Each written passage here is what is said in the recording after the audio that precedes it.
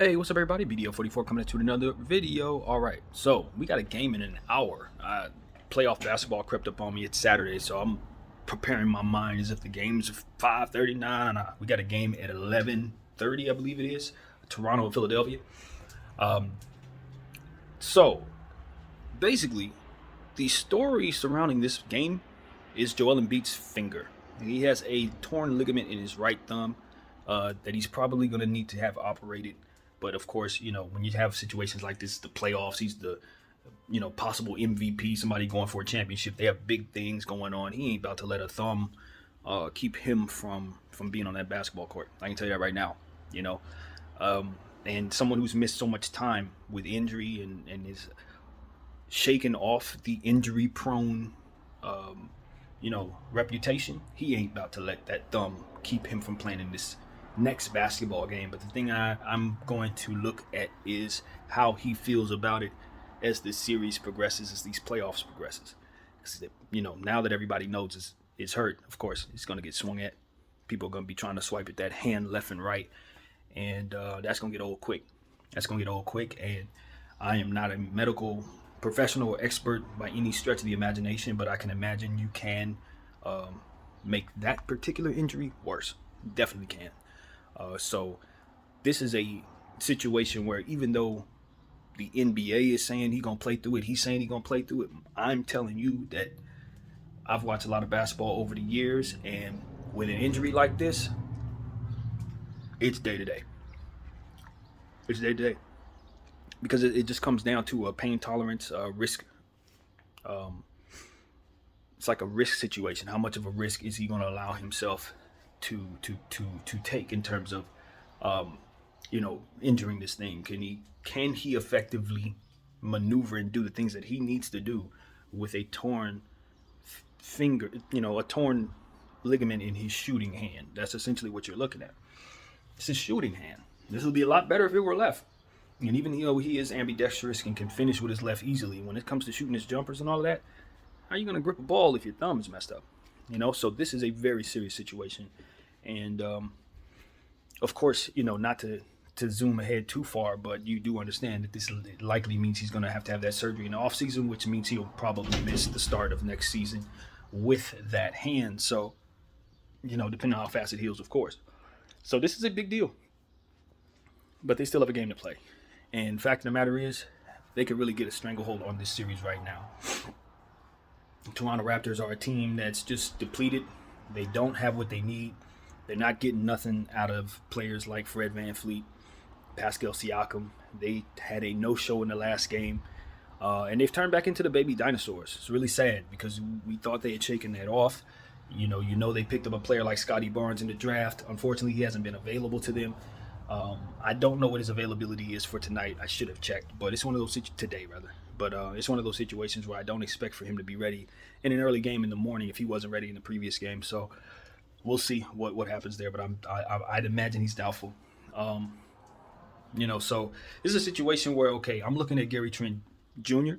And I'm saying it's time for him to have a big game. He's shaking off his injury for the most part. He's been back for a little while. He had that bad game where they played him and he was hurt. And he had an offer, but came back and had a pretty solid game in the game 3 situation. In this situation, I'm expecting for him to really shine, because you're expecting Fred VanVleet and Pascal Siakam to continue to struggle. You hate that you do expect that, but this is a situation where I think the matchups just kind of have them figured out, particularly Fred VanVleet. It seems to me that there is a emphasis on stopping certain talent, certain offensive talent that you expect to explode. Defenses are keying in on them and basically being effective in doing so. And I think you're seeing a little bit of that with Fred VanVleet. Now with Pascal Siakam, I do not know, but I will say that there needs to be an emphasis on getting to the basket for both of those players. Getting to the line is their best bet. If the jump shot isn't falling, maybe the free throw will. So I think that's what they got to do, try to get that whistle blown. And in the situation where you're going up against Philadelphia, obviously Joel Embiid is still a menacing force. You're not thinking about his hand injury as it pertains to being able to take a night off or look at this as them being handicapped as a team. That's a poor decision, especially when you consider how well the others for the Philadelphia 76ers are playing right now.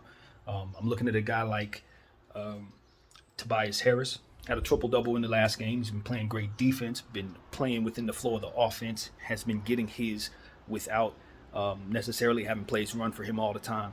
You look at a guy like Tyrese Maxey, who we know at this point is their number 2 option. Whether you want to mention James Harden or not, that's all great, V. I'm with y'all. James Harden is a Hall of Famer, and he's very important to what it is that they do. But what they need from James Harden is to kind of be an extension of what Tobias' energy is in terms of getting in where you fit in, playing good defense, and helping where you can. And to be honest with you, that's where James Harden has actually impressed me in this series. He's played some pretty solid defense in the sequences that I've seen. He's blocking shots, getting steals, and ultimately finding himself in position to not be as much of a liability as he was historically. And that really bodes well for the Philadelphia 76ers as a team. What I'm curious to see is how they manage Joel Embiid now that we know the injury exists. They really are thin behind him. DeAndre Jordan is their backup. And I only speak for myself when I say I don't believe he has much to give the Philadelphia 76ers. And they're going to be relying upon him. Now, the good thing is he kind of fits what they do. The system that they run is much better than what we ran in LA. So you're going to be able to get him at least a couple lobs here and there.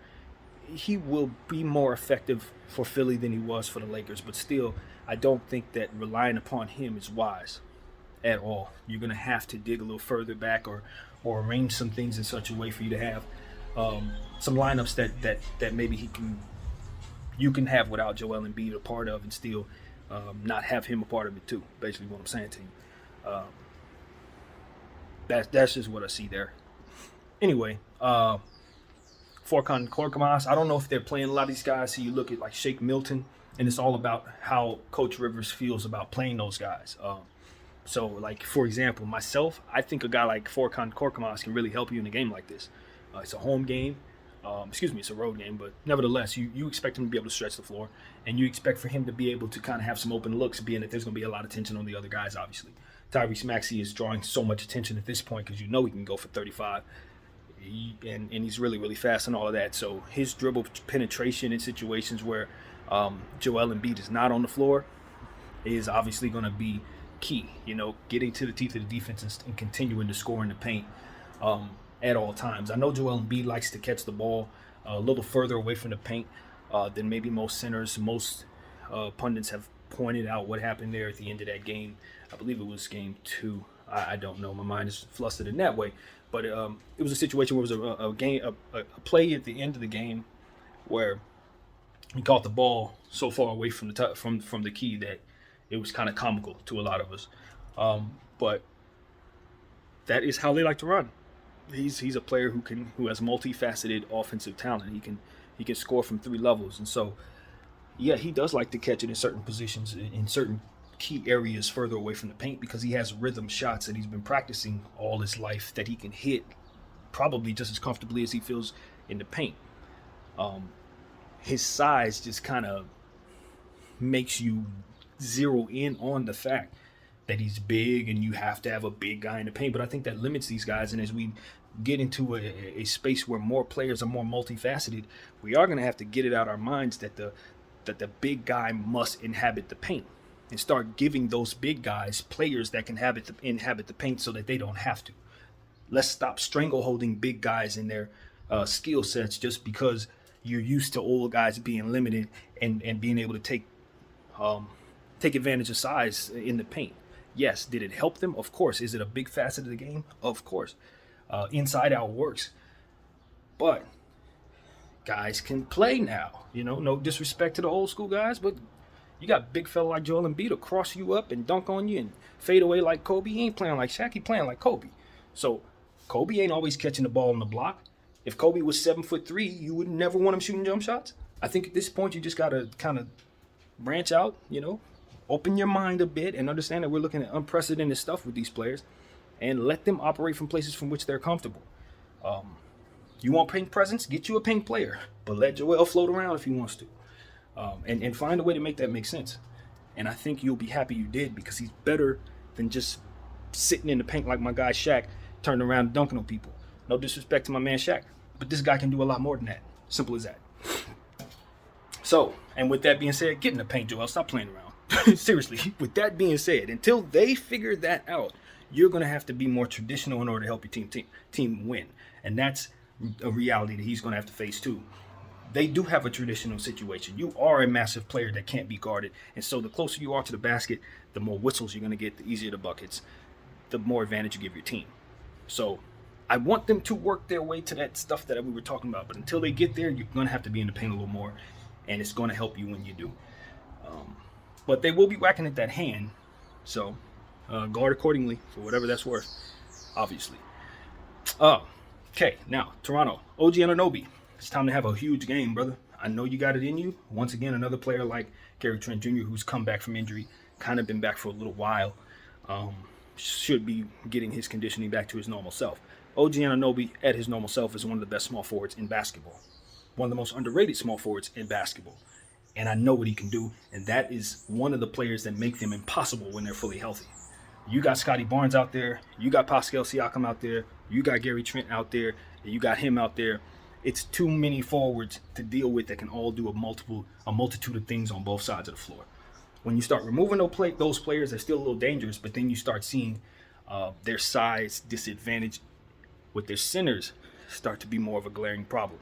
Boucher doesn't really help you as much. Some of that's probably functional based on the needs of the team to have more shots go in other areas. He can afford to not shoot as much, but I want to see him get involved in scoring a bit more. I know his three-point shot is fair. You can trust him to at least hit a set three-point shot. I've seen him do it more than once. Get Boucher some more offensive looks. I'm not saying he's an offensive player. I'm just saying he'll give you a different dynamic that'll open up things for people like Pascal Siakam. Pascal Siakam is being schemed against, trapped, and all of that. And we know he has, and we've talked about this a couple times, and I don't watch this team very much, so forgive me if he's worked these problems out. But he has moves that he does, spin moves and stuff like that are very, very like autopilot for him. Like he has stuff that he does that is just going to be default. And I think he's been figured out in some ways that he's going to have to expand his game. He's a hell of a talent, but some of that stuff that he does just automatically is stuff that people are looking for him to do, just as we said with some of these other players that are being schemed against. So he's going to have to make himself more of a threat in other ways in order to help his team. And as we always say about every basketball game, this is generic, but it's true. Quality possessions are going to help you win a playoff series. You can't have 0 for 9s. There's a lost possessions. Offensive rebounds are so very important. You're going to need to crash that glass. You know what I mean? The defensive side of the ball, obviously most important. Joel Embiid, no answer for him. But do continue to be mindful that those others are playing at a high level. And even if Joel Embiid decides to take a game off or sits down or something, they can then attack you with all those guards and run you out the gym with fast pace. So it's not like Philly can't be a threat to Toronto just because Joel Embiid isn't at 100%. The way Tobias Harris is playing defense, the way they're able to get stuff, the way, James Harden has been helping on the defensive end as well, they're probably still going to be a bit of a problem, even if Joel is not at his best. So all in all, I still like Philly in this series right now. Initially, of course, you guys know I picked Toronto because I felt like Toronto's forwards are going to be able to just overwhelm the Philadelphia 76ers, and I didn't expect Maxey to necessarily play to this level in the series. And James Harden's been a lot better than we thought he would. So all in all, I've switched up my tune, but I'm going to stick with my pick because, I just await being wrong rather than the flip-flop. I'm going to say Toronto in 6, even though I don't believe that anymore. Straight up. Stick on your word, await being wrong. That's how we do it. All in all, man, Philly's just going to be overwhelming so long as Joel can play through the hand. If for some reason that hand becomes a problem, Philly, like I said, they can be effective in running some really fast-paced lineups with Maxey and Harden. But they're going to be so thin on the inside that it's going to be very difficult for them to really do anything at all in terms of these playoffs. So you can see a situation where if Toronto gets a game like tonight, and this series extends, that is not a good thing. This is basically a must-win for Philadelphia. You need to take this game from this team uh, and put their backs against the wall so you can end this series and prepare for the next round. Because if you continue to let this team hang around for any reason, if they hang around, if Fred VanVleet starts finding his rhythm, if Pascal Siakam starts, if they scheme a way to get him to be more effective, and Gary Trent starts coming back into form, and OG Anunoby continues, like, this does not bode well for them, Philadelphia 76ers, at all. So you need to seize this game and try to put a stranglehold in this series right away. That's what I think needs to happen here in this, basically. So we will, keep our eyes open, see what happens here. Obviously, Toronto is in a world of trouble. And, they're fighting. They're fighting with their backs against the wall. How they're going to go about attacking this Philadelphia team tonight is going to be determined by how much they believe in what it is they can still do. I do believe they still have enough talent on this roster to win every game they're in if they're fully healthy. They just have to get to a point where they're healthy and they've run out of time. That's just it.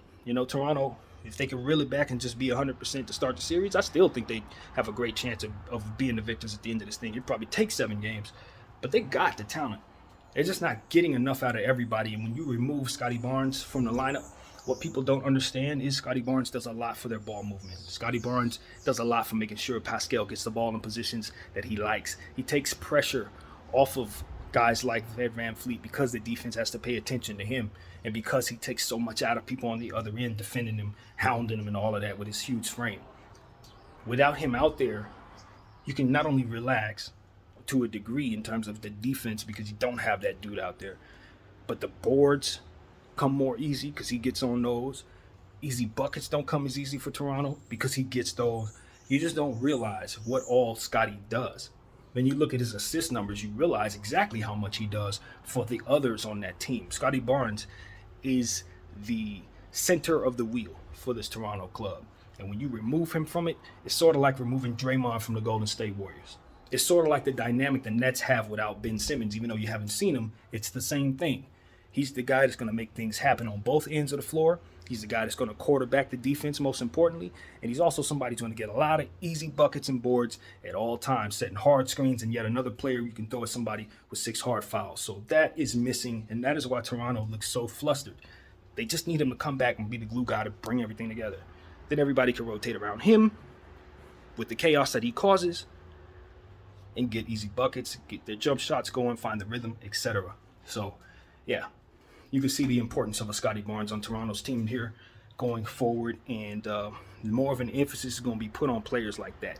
The premium is going up. Just like you saw shooters getting massive amounts of money 2 summers ago for no damn reason, now you're going to see guys who can't shoot that well but can do everything else start getting more money because those guys are seen. The Draymond, the Ben Simmons, those guys are needed. You're seeing it in these playoffs. The Scotty Barnes, you're seeing it.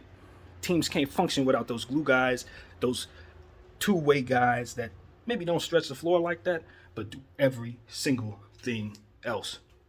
Straight up. Every team needs those guys. Give them their money. So, that's what I got to say, man. This game is going to be spirited. Toronto, you know how they get down. Drake, all that. You know they're going to be ready. The boy will be in the house, and they will be jumping. I thought Toronto was going to find a way to get this last game. They didn't. I just don't know. It depends. If they come out believing in themselves and whacking at Joel's hand, getting him in foul trouble and making him frustrated, I think they may give themselves a shot. But the way Tobias Harris and Tyrese Maxey have been playing the series particularly make it very difficult. I look at a guy like George Niang. He's been very efficient with the minutes given. If he continues to help them with that scoring punch and not missing shots, stuff like that, Philly's hard to beat, man. Shake Milton's 3-point shot has been falling. I know he has another level he could play at if you give him more minutes for some reason. So it's not like you can chill. Like I said, Furkan Korkmaz is a shooter I trust off a bench, a role player that I can get 15 to 30 points from. So it's a lot of stuff that Philly has that I just know can still do damage. Even though I don't think those others are as talented as Toronto's others. You remove a couple of Toronto's others going up against these Phillies others, and they're putting up what they need to do to get it done. So yeah, kudos to Philly. They've exceeded all expectations for me in this first round. So that's what it is, man. Everybody enjoy Game 4. I believe Toronto's down. You guys are probably following me. I'm like, are they down 2-1 or are they down 3-0? This is literally what I'm going through in my head. But whatever the case may be, they're down. Their back is against the wall. I believe they're down 0-3. It's hard to keep up. It's a lot of series I'm following, a whole lot of information. But at this point, I believe they can go home if they lose this game. If I have this correct, they did not win any games in this series. And so, hey, good luck, Toronto. I didn't expect y'all to get swept.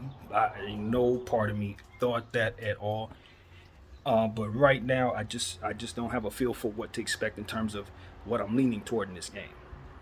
I don't. I think this could be come down to one possession, honestly. Toronto has a lot of fight, even though those two players, there's two stars, didn't play well. You saw good things out of the other two in terms of OG Anunoby and Gary Trent. So I don't expect Fred to continue to play this bad. I don't expect Pascal Siakam to come out and not do nothing in this game. But it's up to them. It's up to them. Or either they are or they aren't. Season's on the line. They're at home. Do you have any pride? What's up? You say you the North. Are you? Let me know. BDL44.